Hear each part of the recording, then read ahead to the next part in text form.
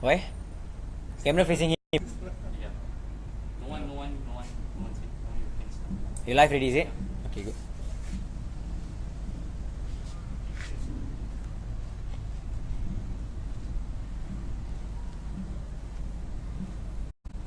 Okay, done. Alright. Everything good to go, right? Everything good to go, right? Yep. Alright. No lah, come and sit down lah. We can start already.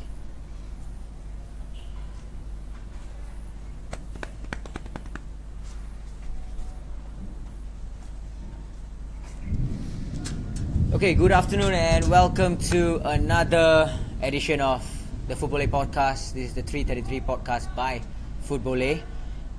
Today, I have with me Cahill and Tiru, and this is your host as usual, Da. And I'm wearing the new FootBoleh t-shirt. So, yay! Alright, some identity. Before we start, we would like to just say a few words of condolences to Ray Wilkins and his family, a Chelsea and Manchester United legend who passed on a few days back. And so rest in peace, and we are with you, Ray Wilkins.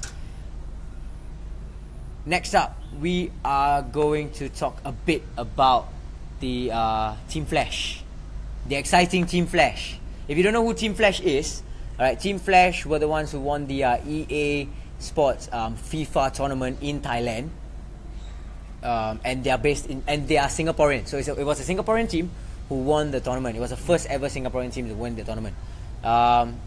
Much to do. They had a lot of practice, and they had lots of I would say that they were underdogs, right? Kinda. Yeah, they were kind of underdogs because Singaporeans are never known for playing video games and winning video game tournaments.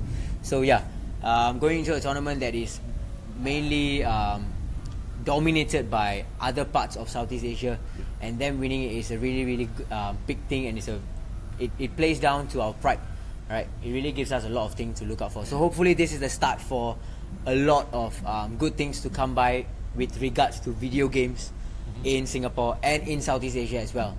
It's on the rise and it's on the up. So hopefully this is where it starts. So congrats to Team Flash, right? You wouldn't mind they coming and do a podcast with us, right? Team I Flash, wouldn't mind. If you're Team Flash, if you're watching, and if you can reach out to us, or we will find a way to reach out to you. All right, come down and do a podcast with us. All right, we will be looking forward to it. I want to learn. Maybe we can challenge you on FIFA as well. Who knows? But we might be better. Okay. Anyways, next up, the Singapore Premier League. Yeah, it's kicked off. Has kicked off last week. The first match was LB Rex against Tampines. It was the Charity Shield match for our Singapore Premier League. And congrats to LB Rex for winning the Charity Shield. They won the match 2-1 and they won the Charity Shield. And tonight there are matches the Premier League is gonna kick off tonight for sure. And the first game is for Tampines against Geylang. And the second game is Brunei DPMM against Home United. So if you are a big fan of the Singapore Premier League, carry on watching. We will try to post updates as well on the games when it's over, and we will see how else we can reach out and what we can do. And also today, as we are talking and we are doing this podcast, on the other side of Singapore there is going to be a 2v2 tournament.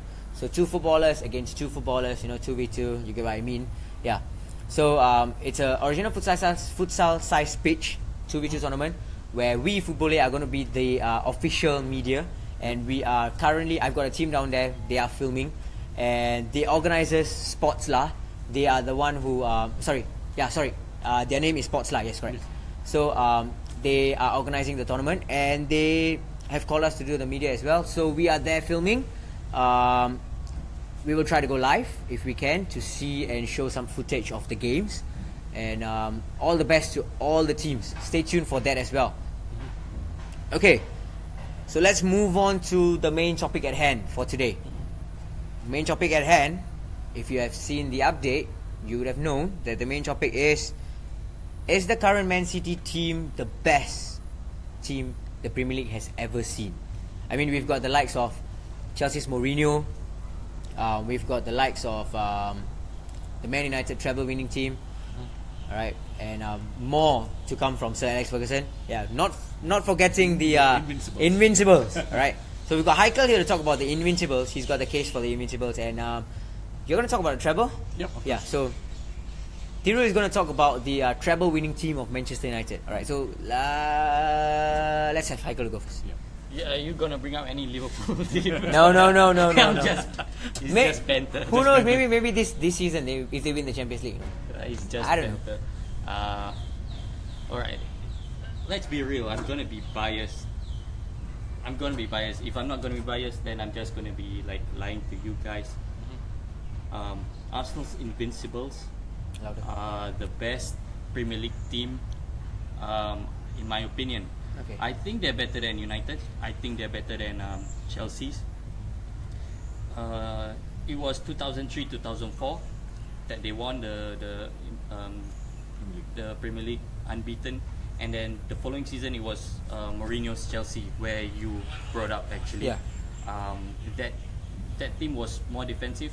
Main reason why we lost the title to Chelsea that season, I think Patrick Vieira went injured, and he was a key. You could see ever since he left, we haven't been the same.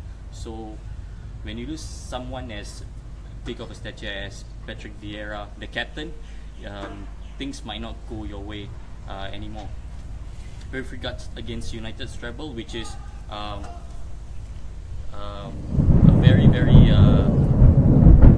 it's very hard to see another Premier League team winning a treble again, in terms of Champions League, Premier League, and the FA Cup. Unlike the last season, as you know. But that was a special treble. That team was Arsenal went head to head, but I feel that the unbeaten season, that squad was better than United. We had Henry, Bergkamp orchestrating, Henry attacking, Pires attacking, Ljungberg bringing in. We had Vieira and Gilberto in the middle. We had a solid defense. That's why I say that team is the best Premier League team. Until Man City came along this season. I have to be realistic now. Yep. They're better than the Invincibles. As much as it pains to see me as an Arsenal fan. Okay. Why? 3 reasons. Firstly, you look at the squad depth. You look at the bench back then, we had Sigan. If I'm not wrong, it was Remy Shaban or Manuel Almunia as keeper. You had Edu, you had Reyes at the time. You look at the bench right now for Man City. Yeah. You had Claudio Bravo, either Laporte or Company, depends who's playing. John Stones. You have Bernardo Silva, who, if I'm not wrong, he hasn't lost much matches whenever he played. Either Aguero or Jesus, Gundogan. You compare those two and the squad depth. I think Man City's team is better.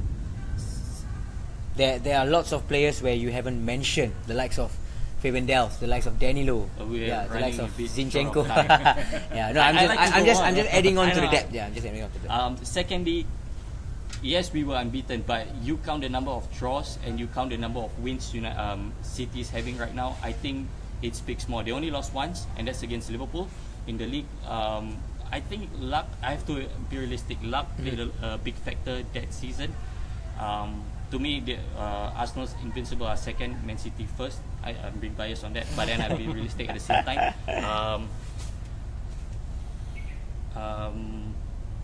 Luck plays a factor. I don't think Man City's has much luck. Most of the time, this brings to number 3. Most of the time, they know how to play, which is how they're playing right now. Possession football. How Arsenal were playing was speed. From the flanks, you have Cole, you have Lauren, you have Pires, you have Ljungberg. It's speed, and Vieira in the middle. But how Man City is playing right now, it's much more eye-catching to me. It's much more exciting and interesting. Yes. The way they're holding the ball, the way they're using De Bruyne and Silva up to support the front 3. So, in conclusion, Man City's current team are, to me, the best Premier League team as far as season by season, not in terms of eras. Season by season, Man City's current team is the best Premier League team I've seen. Arsenal, followed by Arsenal second, and then United's treble third, and then lastly it's defensive football. That's how I see in terms of how interesting I would it is. actually agree with him if Surprisingly. Man City won the Champions League this season. Okay, because why I'm saying this is because looking back at the treble season, Okay. And Man United won the Champions League, the FA Cup, and the Premier League within a matter of days. Louder. Right? So that's the case when you we are talking about squad depth. Yeah. Okay, and this United team was the first team that introduced such a theory of squad depth to the Premier League. I remember with this team in the 1999 season. The four strikers. The strong four strikers and four central defenders Yep. as well. So we had a very good squad, like for like replacements. For when you had for example, when you had Dennis Irwin injured or suspended, you have Phil Neville covering him. There's David May covering for Stam, and there's also Henning Berg covering for both of them. And also when you look at the midfield, Nicky Butt, and left winger Ryan Giggs was a kind of a injury-prone player during that period of time. Jesper Blomqvist came in to cover quite a bit on that matter. So this was a team that introduced squad depth to the Premier League. Yeah. Okay, so this was the era when everyone wanted to have a good bench to support. It was like for like. It was like for like replacements. So that is why I agree with you that Man City would be the best Premier League team I've seen if they win the Champions League. Okay? We'll get that to is that my later. ultimate there. And the Invincibles is a great team on its own right, but I will still have them number 2 because they did not win the Champions League, which I see. Okay, so you have stated your case for the Arsenal Invincibles. You have stated the case for the Manchester United treble winning team. But let's just talk about Mourinho's Chelsea.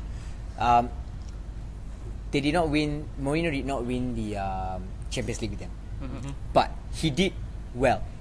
He did do well to stiff out competitions. Chelsea did amazingly well. That they was by far the greatest team at that point of time in the Champions League. But continental wise, the whole of the Premier League was having a shortfall, where we were seeing teams not getting into the quarterfinals, not getting into the semi-finals of the Champions League for the past few years. So back then, when Mourinho was at his first stint in Chelsea, how good was that team compared to the Invincibles, the current Man City team, and the Manchester United treble winning team? You're bored. Why? Because they parked the bus? But back then, yeah. I just have to say that I'm actually a very big fan of parking the bus. Yes. Because I really feel that it's a very, very solid, awesome tactic that nullifies the opponent if you play it properly. Unlike the current Manchester United, because the reason why I say that is because Mourinho has abundance of talents in his hand, where he should not be playing that tactic. But if he was at Chelsea back then, he had a good team set up to play that tactic alone. Yeah. So okay, so back to that. Yeah. So you were saying they were boring. I like to. I don't know if you guys remember. Let's go to the first 11. Right? Peter Cech. Left back was Wayne Bridge. Yep. Centre back John Terry, Ricardo Carvalho. Right back Paulo Ferreira. Then at left mid it was Damien Duff. Or Robin, and the other side was either the other one. Central mid was Makelele, Lampard, and then the front two was Drogba and Good Johnson. I could be wrong the formation. Was it right? I think more. Yeah, it was either that or it was a 4-5-1.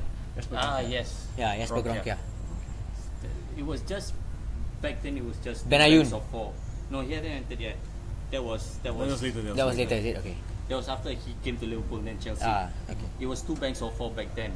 It wasn't anything interesting. It was commendable. Was the left back Ashley Cole? No, there was the following 2 seasons or following season after that. It was okay. Wayne Bridge first. Okay. 2 banks of 4, and the only person that thrived that season, the only 2 people that comes to mind where it was they were playing well was John Terry and Lampard, because that was Lampard's breakthrough season. I think he was the top goal scorer. Yeah, I think definitely yes. We all saw how John Terry came to his own that season. That's the only good thing in my opinion. In terms of getting a result, there's a lot of 1-0s, those kind of scorelines. Yes, you need those kind of scorelines to win, but it's not. It doesn't set the team, the Premier League alight. Yeah, what you're saying is they don't dominate. Yeah. Agree. Okay. Speaking on Chelsea's first team that Mourinho had with Chelsea, it's the same lineup, but I'm going to say something different. It's not Mourinho's team. It's Claudio Ranieri's team that had 3 additions. Yeah. Right. So what Mourinho did was that he just fine-tuned everything that Ranieri had laid for him. Like I said, when we had a session of a podcast at FootBoleh Heights at the court, I said Mourinho came with a dossier for each player on how to play. He just fine-tuned. And at that point in time, United and Arsenal, the main title rivals, they were in transition, going through change in formation and etc. And I think that Chelsea made use of that. So he played a big part. He played a big part. Okay, his tactics played a big part. But it's a boring game. That season, you were talking about transition. We lost Vieira. I believe you lost Roy Keane. Yep. Then he went on to the. Oh no, it was the following season, but you lost Roy Keane that season. Okay. All right. Interesting stuff. So yes, from both guys, that Manchester City is the best Premier League team that we have seen, right? Provided they win. Provided they win the Champions League. Currently the best team in the Premier League for this season. Okay. But overall, Arsenal. United. All right. So, I think it's City. all right. Okay, so that leaves us with the topic that we discussed. Man City, the best Premier League team we've ever seen. Let's move on to the legend versus future legend fight night today. So for today, the fight is between Tim Cahill and Wayne Rooney. The reason why we are doing this is because tonight's second biggest derby is Liverpool against Everton, the Merseyside derby. The reason why we did the first topic was because, of course, we have the Manchester Super Derby tonight. So yes, the second biggest derby tonight is between Liverpool and Everton. Yes, Everton's at home. Alright, and so we are going to compare Tim Cahill against Wayne Rooney. Some facts: Wayne Rooney has got 10 goals this season. He is the top scorer for Everton this season, in a season where they were almost sort of fighting for relegation, right? Until they did a change in the backroom staff, and now they are back to winning ways. They were back to winning ways, and then they have dropped their form recently. Last losing to Man City last week 3-1. One thing I would just like to point out before we start the topic was that there was a fan from the Everton side, a disabled fan, who actually got abused by the Man City fans, and he gave up watching soccer. Alright, he threw away his Everton jersey. He didn't want to watch football anymore because of this incident. If you watched the game last week, Everton against Man City, you will know what I'm talking about. It's all over the news. You can go and check it out. We at FootBoleh do not condemn any kind of abuse. Alright, we do not condone any kind of abuse. Alright, everyone should stop racism, stop this kind of abuse, especially towards disabled people and everyone else. Alright, doesn't matter where you're from. Football brings people together. Yep. You come together and you play football. It's a sport that, unites everyone. So stop this. We should really make a stand against all this. Okay, back to the topic. It's legend versus future legend. Tim Cahill is the legend. Wayne Rooney is the legend of Manchester United, not yet the legend of Everton. The reason being because he only played in his younger days at Everton. So now he's back and he's already scored 10 goals and he's the top scorer for Everton. So make your case, guys. Thiru, let's go. I let Thiru go first. Okay, when you're looking at Tim Cahill, right? I just got some stats here. Okay, Tim Cahill is 38 this year. He's still playing. Yeah. Yep. So he's an excellent footballer. He's in Australia, right? Yeah, but he's now back in England with Millwall. Oh, okay. Right. Okay. He's been to New York, Shanghai, Shenhua, Melbourne City. Okay, but we best remember him for his stint at Everton. Yes. Yep. Right. He's the absolute giant when it comes to set pieces. Yep. And of course, you're the trademark punching the corner flag celebration, right? Which Rooney copied for one time after he scored a bicycle kick, right? Yeah. Against Man City. Yeah. So I'm going to say that Wayne Rooney will not become an Everton legend because he's on the wrong side of his age. He's 33 this year, right? He's been 33, and he's now in an Everton side that's fighting for survival. Yeah. Right. And wrong manager, wrong teammates. They got 5 number 10s in the team. Yeah. Okay. Sigurdsson and David Klaassen and everything. So they got a very wrong setup that he went back to. Okay. He went back to Everton because he's an Everton fan and he started his career in Everton. Okay. No qualms about that. Very good. But the thing is that he will not become or reach the heights of Tim Cahill. But Tim Cahill was the main fulcrum for David Moyes in the Everton side. That was not excellent players of the ball, but they made things work. Yep. Where they were knocking on the doors of the top 5, top 6. Right, we finished regularly finished 7 or 8, except for one season when Moyes had some trouble. They finished, I think, just above the relegation zone. Yep. So all these things, when they come into play, I think Tim Cahill is a legend. He stayed there for a long time until there came a point of time. Almost a one-club man. Almost a one-club man. But now he's littered all over the place. Yep. Actually, you could consider him as a one-club man because, after his long stint at Everton, he went into places where it was much like a retirement home. Yeah. Big paychecks. Yeah. Now he's back at Millwall. He was at Millwall before Everton. Yeah, he started his career at Millwall. Yeah. Do you know why? I think. But do you know why Everton signed him from Millwall? I mean, do you know which match they were looking at? I know. It was the semi-final match and the final match of the FA Cup. And do you know who played in the final? United. We won 3-0. Yep, it was that match. But he was the focus because he was performing well. Yeah. In that he was FA Cup He was a young box-to-box midfielder who was upcoming.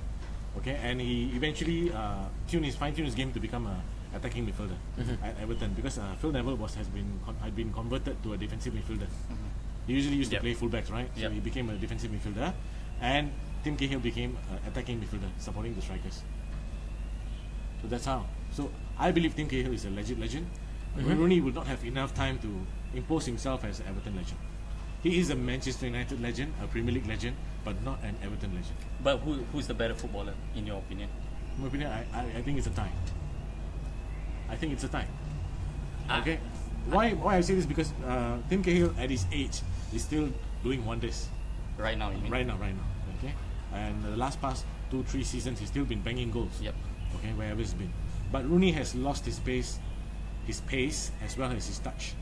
I think that his time is done. Too many games, too many high-profile games has taken away his fitness. Do you think he's gone soon? I think he's gone soon. Maybe because of United. Tim Cahill to me will forever be David Moyes' best buy because I don't think so. It'll be Fellaini. Maybe Phil Neville comes close. Maybe who's there? Leighton Baines. But I still think it's Tim Cahill because he's the one that kickstart Everton to performing well. I mean, going as far as they can against the big boys back, top 4 back then. Before that, it was only Arteta. Yeah, it was only Arteta. Tim Cahill was the guy. I think it's sad that he left Everton for those retirement clubs, and also no big club went for him, because if any big club went for him, he would definitely be bigger than he'll definitely win trophies. Yep. I thought I don't think so he'll go to Liverpool, but I thought some club, maybe Juventus back then, which was 2000 when they were relegated that season. I thought maybe they could go for him or something like that. I think it was 06, 07 and 07, 08. Yeah. I agree with you that Tim Cahill's legend for Everton will be a legend for Everton, but not Rooney. But because of, this might be controversial, but I do think that Tim Cahill would be better than Rooney because of the goals he brings a lot of goals for Everton, and I think that in a bigger club he will bring the same amount of goals, if not more, with better service. It's just unfortunate that no one went for him. Yep. So I have to give Tim Cahill for both. Alright. Better. So Heikel is going for Tim Cahill. I'm going for Tim Cahill as well. You're going for Tim Cahill as well. So we've got and two. Also adding on another thing, I believe a lot of clubs did not go. Top clubs did not go for Tim Cahill, just like what happened at Real Madrid with James Rodriguez. Okay. They couldn't fit him in. But how can you not fit Tim Cahill in? It depends on what kind of place you have in your midfield. I don't see him going to Arsenal because they are not a real team. Like I say, it's the bigger European clubs in maybe Italy or France. Yeah, he could have done well. He could have gone to the French league, but the French league only kick-started with a big bang after PSG came in with all the money. So. Maybe PSG could have bought him. Yep. And he would have fought for a place with Zlatan. That would be an interesting fight. Yep. Alright, so for the fight between Rooney and Tim Cahill, it's Tim Cahill 2, Rooney 0. These both guys are going with Team Cahill. Alright. Okay. Before we move on to predictions, let's just talk about some of our fans' comments. We've got one fan, Manas Pratim, and he has asked a question where is there any chance of Manchester United being able to withstand City tonight? No. Wait, who's home? United's home, right? City's home. Is the City's Etihad? home? Yeah. No. I'm sorry, Manas. I know you're a Man United fan, but I'm sorry. No, We've got another Man United fan. We can hear more from him, right? I'm hoping for a draw. Okay. Okay. It's easy for Mourinho to park the bus. But he has to play, in my opinion, he has to play like Klopp, gegenpressing. Then Yes. you get something. Exactly. Like the way they nullified Liverpool's approach. Yeah. Yeah. But Man City wounded giants. They lost 3-0 to Liverpool. So they are just pouring for a victory. But they want to show who's boss. And you know they're the noisy neighbours. Yeah. They got a chance to win the title. Let's see how noisy. Against United. Let's see how. Let's They see got- how they got noisy 30,000 Etihad is going to get tonight. They got 30,000 MP seats at there. Let's see how noisy they can get. but have you seen this? Sorry, have you seen this picture of scissors, paper, stone? No. Okay. Scissors represents Man City, in terms of possession, the three piece: possession, pressing, and positioning. Okay. Positioning. Let's say positioning is scissors, right? Okay. Stone is Liverpool's gegenpressing. Okay. So Well, it, Hand cuts. yeah. Yeah. So he's going to say paper is And United. paper, no, sorry. Paper is Burnley actually, with the sit back deep and then give the long balls. Okay. I get it. Yeah. Yeah. Okay. I've seen this one, which makes sense. I mean, It kind of makes sense. Yeah. This it does. season. All right. Okay. So before, so we talk about Manas. So sorry, Manas, but he's hoping for a A draw. yeah. All right. So Manas actually gave his prediction as well, where he said that United's going to win with a De Gea clean sheet. Honestly speaking, Wow. I will hope for that because anything that dampens the mood of Man City tonight will be a win for Liverpool during the Wounded, Champions League. As in- they want to go for it. That's I mean, the yeah, only- you can say that a wounded animal will bite back harder, but if you dampen someone's mood, it might still be worse. Come on Wednesday. Anyway, Yes. what's the prediction for the Merseyside derby? I think we'll go that later, right? Yeah. Yeah. Okay, let's just talk about the prediction for the Man U game first. The Manchester United versus 2-0 Man City. City. 2-0 City. Yeah. I'm going to go with 1-1. 1-1. Alright, so both going with 2 goals at max. Okay, before we move on to the the Liverpool derby, we've got a question. Merseyside derby. We've got a question from Shivam Tiwari. He has posed a question where, do you think Liverpool will field their first team tonight? Will there be some rotations? We will rotate. I think Salah's injured or Yeah. doubtful, right? Right. Yes. Definitely, I think they'll rest him. I think Chamberlain will be rested. I don't know about the defense. I mean, there's a lot of injuries, right? Yep. Matip is out. Matip is injured. Matip is out. So I think Klavan might play tonight. Oh. I think we might see Klavan get some action tonight. Yep. Will Gomez might still be out. I think he's still out. So Trent Alexander-Arnold will still play. I think Robertson will be rested with Moreno coming in. I We think- might see Wijnaldum come in as well. I think Solanke might play. That might be a case. I just hope that Klopp fields one youngster in the likes of Conor Masterson, Ben Woodburn.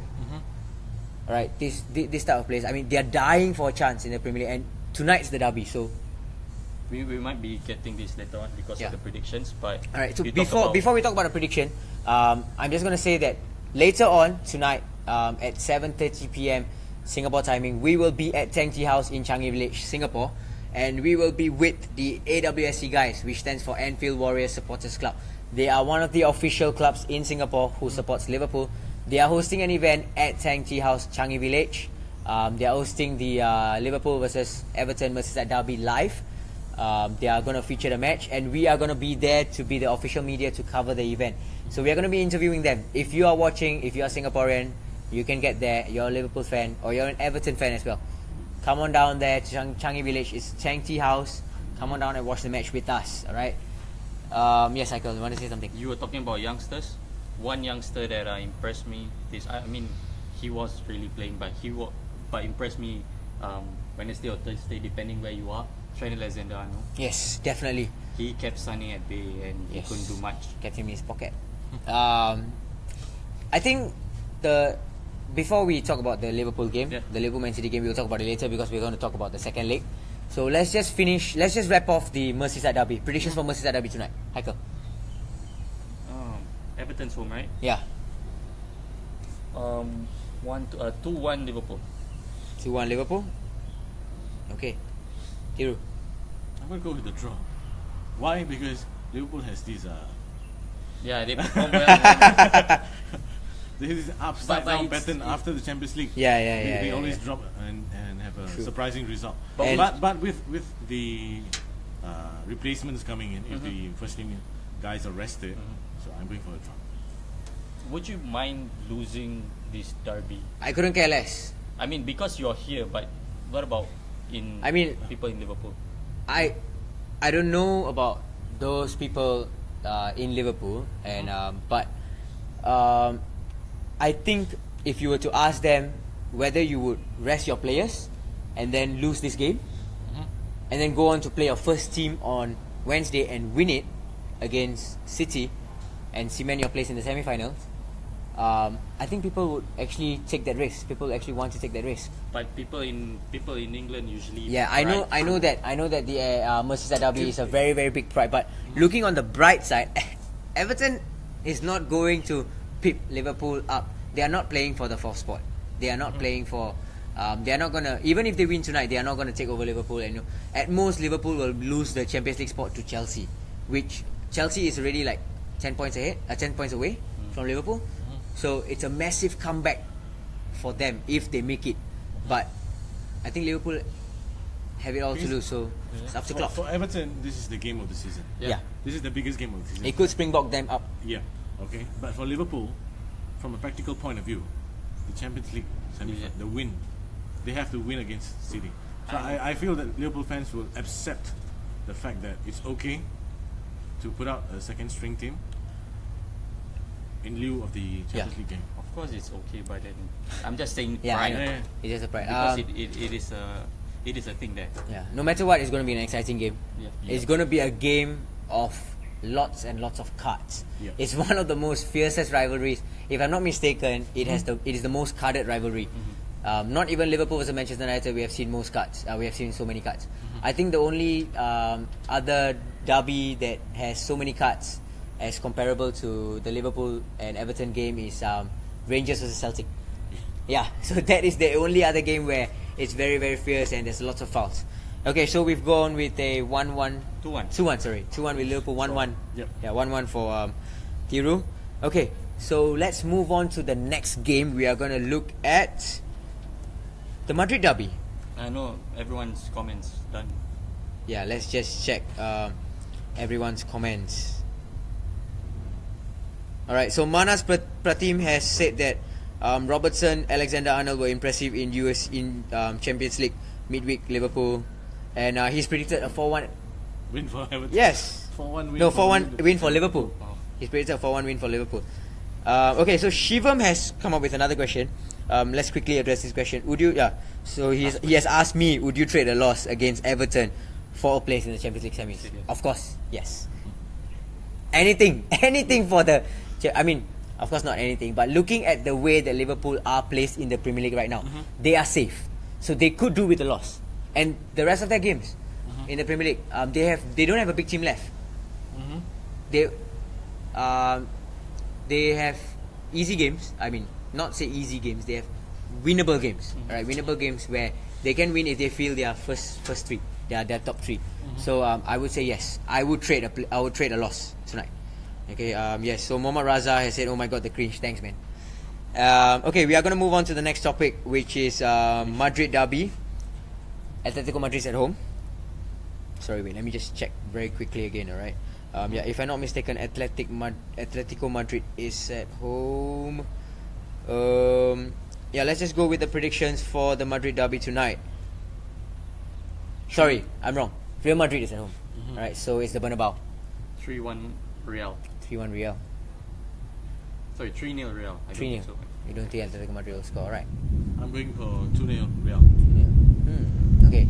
I'm not going to go with any predictions, but all I've got to say is both teams are going to score and there's going to be lots of goals. Okay. Because the attacking factor of Diego Costa and Griezmann, together with Madrid's demolition of Juve, I think there's going to be really, really lots of goals. So it depends if Zidane wants to rest some of his players. Yes, definitely. Yeah. Atletico too, they're in the Europa League. Yeah, Yep. they are. Okay. Moving on, we are going to talk about the last game for this weekend. The biggest, one of the games that has the biggest factor in the Champions League race for the Bundesliga. It's RB Leipzig against Bayer Leverkusen. All right, RB Leipzig is sitting at fourth spot with 46 points, and Bayer Leverkusen is sitting on fifth spot with 45 points. Okay, so basically, whoever wins this game is going to decide is more or less going to decide who gets the fourth spot. Alright, Bayer Leverkusen has a goal difference of 12 compared to RB Leipzig's goal difference of 6. And coupled with Leipzig's, they still need to play the Europa League, second leg, Yep. this week against Marseille. They did well to win 1-0. Alright, so let's go with the prediction, guys. 1-1. 1-1? Yeah. Leverkusen 2-1. Leverkusen 2-1. Leipzig is at home. Yep. Leverkusen 2-1. Alright, is it because they're playing the Europa League? I believe that RB Leipzig, the players will be tired. They don't have a very big squad Yeah. to play with that. And even with the Europa League game next week ahead, they'll probably want to hold on to the fourth spot. But I think it'll be too tough on them. Too much for them to take. Okay. Alright, so that were all the games we have for this weekend. All the big games we have for this weekend. Let's talk about the Champions League and the Europa League. Let's talk about the Europa League first. So, who were your favourites before the first round of leagues? You mean the champion? Yes, who were favourites to be champion? Madrid. Atletico Madrid? You mean for Europa League? Yeah. Yeah. Not Arsenal? No. Like I said, Atletico Madrid as well. Yeah. Okay. the script for I Arsenal. was actually going for Marseille. Marseille, yeah, they lost. The script for Arsenal is win quarterfinals, win semi-finals, lose the finals. That's the script. Okay. I honestly thought that Marseille would do well as well because Yeah. they actually beat Athletic Bilbao quite soundly. I thought And- Marseille and Leipzig were different matches. No, they played. Oh. As in, yeah, they played each other. So, let's talk about. Let's just rule out the obvious ones first. Arsenal versus CSK Moscow. That's a walkthrough for Arsenal, the second leg as well. Atletico Madrid is going to walk through against. Interesting point. The back four for CSK Moscow. What's wrong with that? Or what's? Arsenal met CSK Moscow in 2006. Oh, it was the same back It's the four. same back four. Are you serious? Yes. Yes. Back then, we had about 12 shots. None of them went in. It was Henry. I remember Rosicky, Fabregas missing sitters. Yeah. 2006. Okay. That's interesting. Alright, so that's the Arsenal CSK Moscow game. We're not going to talk about it. Lazio Salzburg. Do you think Salzburg stands a chance? Second leg. They lost 4-2. They got 2 away goals. No. I think No. Lazio's too much. Yeah. I think Lazio will actually put up a bus. And actually, they're technically sound enough to hold. True? Sergej Milinkovic-Savic. Yeah. Like I said. Last weekend, before the Europa League, Lazio won 6-2 against Benevento. Interestingly, in that match, 10 minutes into the match, the Benevento goalkeeper got sent off. Alright, he got sent off. Wait, that's not the best part. He got sent off, but yet Benevento took the lead. Benevento took the lead. This is football. Yeah, and then I think the first half ended 2-2 or 2-1 in Benevento's favour, and then Lazio came back to win 6-2 I'm going to quote, with Lucas Leiva scoring a I'm long shot. I'm going to Alright. quote something that Ferguson said: "Football, bloody hell." Lucas Leiva scored from outside the box. Even I was stunned, man. Like, that guy can score goals. But I'm just, as a Liverpool fan, I'm just glad to see Lucas Leiva playing his heart out in a club. Alright. So yes, Lazio. That's Lazio Salzburg. Next up, we are going to talk about the other game that Atletico Madrid. yes, Atletico Madrid against Sporting. Yes. So is Sporting going to put up a fight No. at home against Atletico? No? It's too much. Okay. So then it leaves us with the most interesting game, which is Leipzig against Marseille. Who's going to win that, guys? Marseille's at home this time, right? Yes. Leipzig won 1-0. I think Marseille might actually Mas, win. at Leipzig's home ground, Marseille were big underdogs. Their odds were 2-1. Sorry, 5-1. They're also 5-1. Yeah. So they were big underdogs at I Marseille. think Marcel, he has a reason why he said Marcel the favourites. I kind of go with him. Okay. Yeah, so Marseille. Okay, so both guys are going with Marseille. Alright. That's the Europa League for us. Next, Champions League. Put the games aside. Juve, Real Madrid. Is Juve going to turn it around? No, no. I actually don't think think so. that even if Juve beat Real Madrid at the Bernabeu by a goal, that's the best result they can get. Yeah. That's the best they can do. Yeah. It'll be the first time in history where Real Madrid beat Juventus In a in a two-leg game. Yep. And it's all thanks to who? Cristiano Ronaldo. Are you sure? Not Zidane. The guy is a legend for both clubs. True. Okay. Let's talk about the Bayern Sevilla tie. Can Sevilla do something? No. No? Sorry, no. Not like what they did at Old Trafford. Bayern have too much firepower and too much depth. Okay. That's the thing. That's why the thing. I picked them as favourites. Alright. That's good. That's good. It will be a very big fairy tale. Really, you're picking Bayern Munich as favourites? Yeah. If you were to give a Liverpool fan a team to face in the semi-final, provided they go through after the second leg, I think they would be very happy with Bayern compared to Real Madrid or Barca. Yeah, because it's Real Madrid or Barcelona, so Bayern Munich is the easier one. Yeah. But like he said, listen to what he said. They have enough firepower on the first 11 and the bench. They have enough squad depth to rotate the side for the Bundesliga and the And I still feel that they are tactically more sound, more flexible than Barca or Real Madrid. Yeah, they got an easy game this week as well against Augsburg. So I think they'll be resting a lot of players. Sandro Wagner might get a chance, might get run out. Okay, so that's Bayern Sevilla.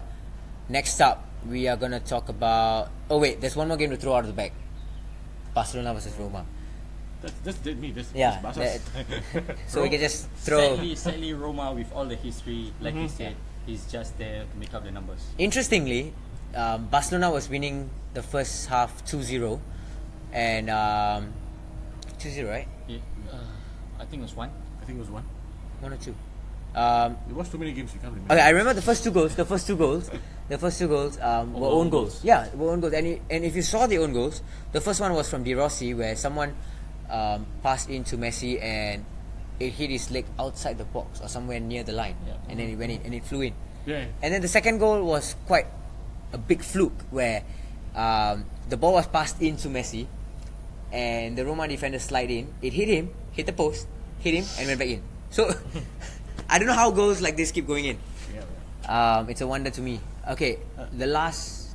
To me, Roma have been consistently here and there qualifying for the Champions League, getting through the group stages and falling off in the quarterfinals or the semi-finals most of the time. Quarterfinals mostly. They haven't reached the semi-finals in a long time.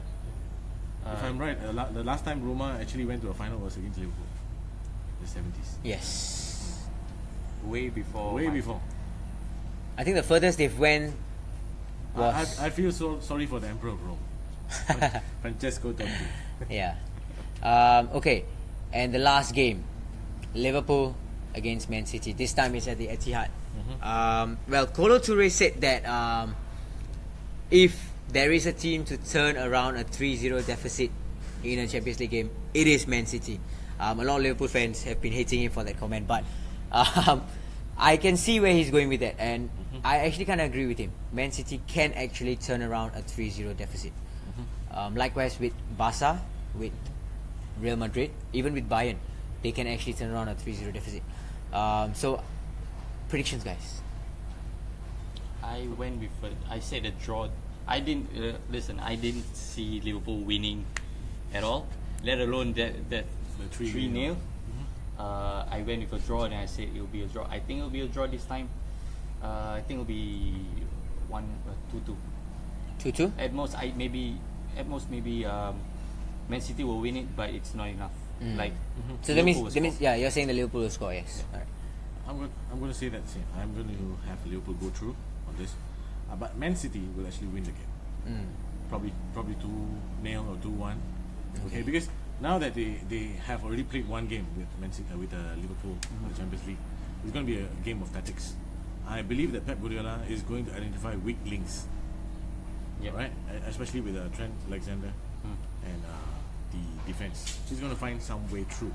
But I believe that Liverpool are going to hold on to that 3-0 lead, and we'll probably finish 4-2 to Liverpool or 3-2 to Liverpool. Okay. Just hope there's no red card, because remember last time. Yes, I know. One thing we have to agree on, the referee on that day, the Liverpool against Man City, the first leg, he was excellent. He was on point for every call he made. So kudos to him. I don't know who he is, but yeah, kudos to him. I should go and find out. Okay, so that was the Liverpool versus Man City game, and we are going with both guys saying that Liverpool is going to qualify to the semis. So it looks like it's going to be Liverpool, Bayern, Barca, and Real. So who do you want to see face each other? If it is this four. I think it will be Bayern, Barcelona, the other one Real Madrid, Liverpool. I think it will be them. Same? You would want to see that? I would want to see that because it could be an El Clasico in the Yeah. final. If Real Madrid and Barcelona are drawn together, there'll be an El Clasico. Yep. 3 games in 10 days. Yep. Okay. A bit too much. But having said that, maybe UEFA Lona will actually do it in a way that the final is an El Clasico. Alright. Right? Okay. We have one last question from Manas Pritham. He has asked us, Ronaldo or Messi? Oh my god. He's saying obviously Cristiano. Hero, Ronaldo or Messi? Ronaldo is the best player in the world. Messi is the best player in the universe. So obviously it's going to be Messi, right? So Messi. Yep. I'm not saying Ronaldo is bad or poor. I'm just saying Messi. I just pick Messi. Ronaldo is just close. Alright. Okay, so we've got 2 Messi fans in the house. Sorry, Manas. If you were to ask me, I'm a Ronaldo fan. Really. I admired him even when he was at Manchester United. And this coming from a Liverpool fan, so yeah. But usually, I mean, among us, if you are either if you're either Messi or you're Ronaldo, we don't diss the other. Yeah, I don't. I don't understand why people do. I still don't understand why people do diss the other player because they both are legends in their own. No one comes close to them. Not even Salah. Salah's only having a breakthrough season now. If he goes on, maybe yes, but yeah. Ronaldo and Messi, they stand on their own. They are worlds apart from the rest of the footballers in the world.